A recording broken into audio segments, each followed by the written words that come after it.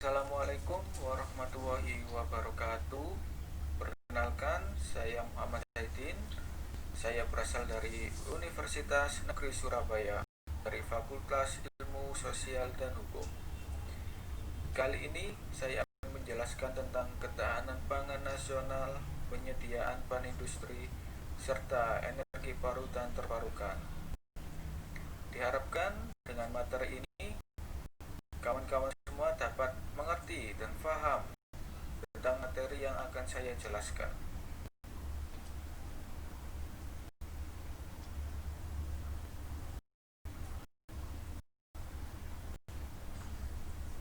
Pada materi yang pertama, saya akan menjelaskan tentang ketahanan pangan nasional, yakni ketersediaan pangan dan kemampuan untuk mengaksesnya. Dalam hal ini, akses yang dimaksud yakni semua orang setiap saat pada pangan yang cukup untuk hidup sehat.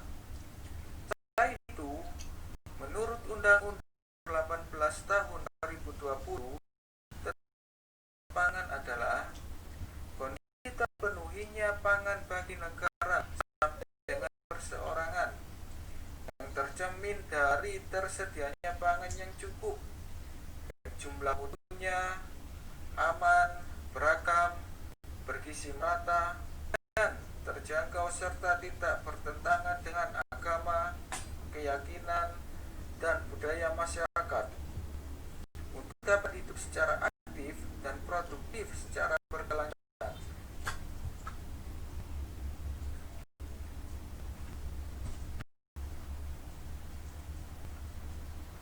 Ketersediaan bahan pangan sangatlah perlu diperhatikan agar manusia dapat memenuhi kebutuhan untuk tetap hidup.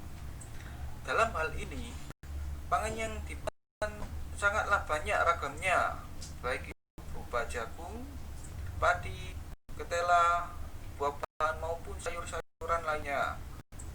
Oleh itu, dalam memenuhi ketahanan pangan yang mencukupi, petani sangatlah berperan penting untuk dapat meningkatkan ketersediaan bahan pangan agar terhindar dari krisis kelaparan. Oleh karena itu, perlunya pemerintah untuk memperhatikan kesejahteraan para petani. Salah satunya bisa memberikan sosialisasi cara penanaman yang baik maupun dengan pemberian pupuk kepada para petani agar kualitas tanaman menjadi baik dan penuh dengan gizi.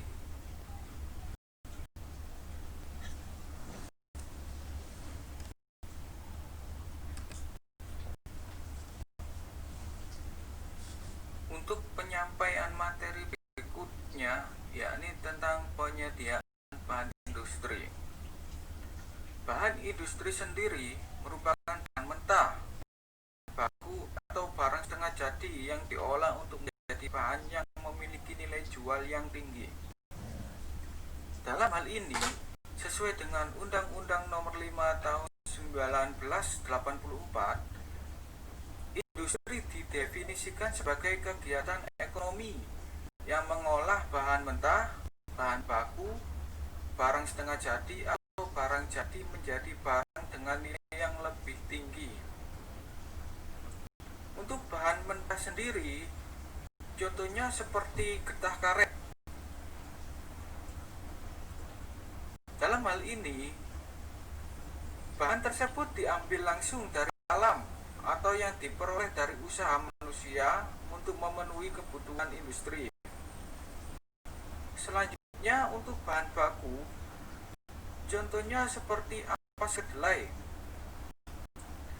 Dalam hal ini, bahan mentah yang telah diolah secara ringan biasanya masih jauh dari barang jadi atau untuk memudahkan proses. Dan berikutnya yakni bahan setengah jadi, contohnya seperti kain. Dalam hal ini, barang tersebut sudah mengalami proses industri lebih lanjut dan hampir mendekati barang jadi.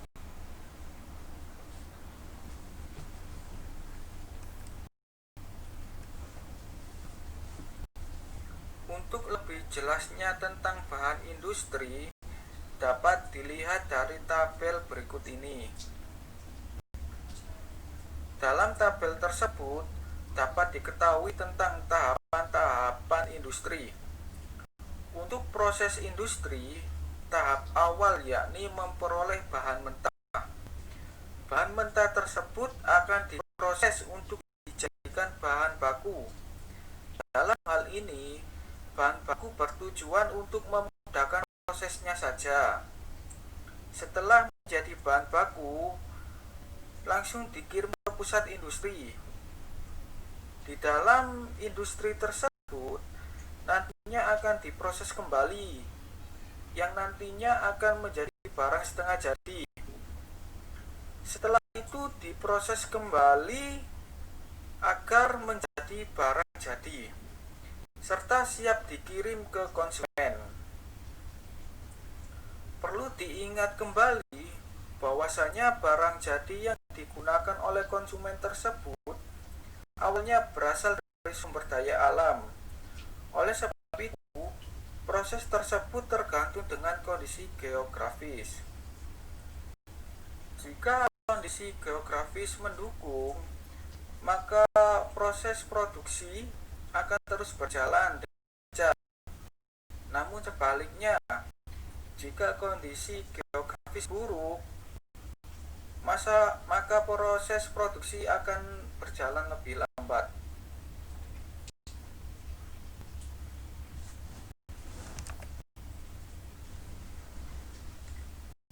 Pada pembahasan berikutnya yakni saya akan menjelaskan tentang energi baru dan terbarukan. Untuk energi baru yakni jenis-jenis energi yang pada saat ini belum pernah dipergunakan secara massal oleh manusia dan masih dalam proses pengembangan. Energi baru yakni sumber energinya bisa dengan cepat dipulihkan secara alami dan prosesnya berkelanjutan. Contohnya saja seperti pemanfaatan sel surya untuk dijadikan listrik sebagai lampu penerangan jalan. Untuk energi nuklir dan bahan bakar fosil seperti minyak dan batu bara tidak termasuk dalam energi baru. Selanjutnya untuk energi terbarukan adalah energi yang ketersediaan sumbernya bisa dipulihkan dengan cepat setelah sumber itu digunakan atau dihabiskan secara alami. Dalam hal ini bisa dikatakan bahwa energi tersebut tak terbatas seperti pemanfaatan matahari sebagai sumber untuk panel surya, serta air yang digunakan untuk turbin agar menghasilkan listrik maupun yang lainnya. Untuk lebih jelasnya, saya akan menampilkan video berikut ini.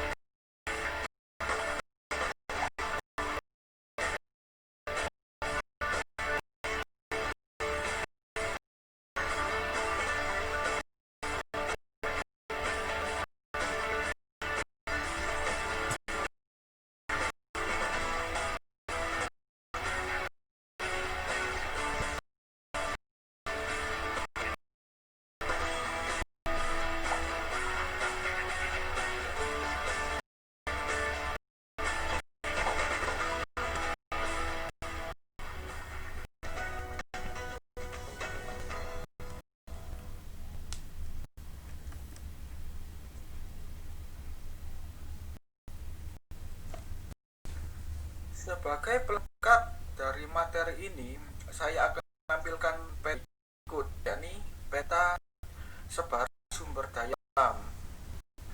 Di sini sudah dapat gambar dan keterangan bahwa terdapat ikan tuna, rumput laut, kelapa, kelapa sawit, kopi, cengkeh, dan jagung.